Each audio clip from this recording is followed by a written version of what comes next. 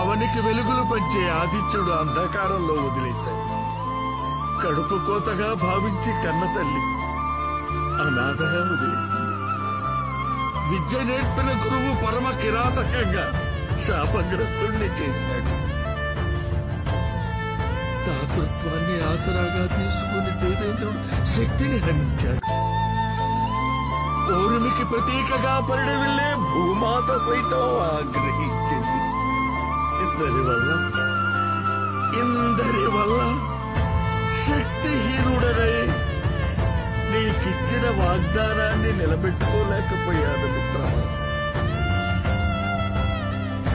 మిత్రమా.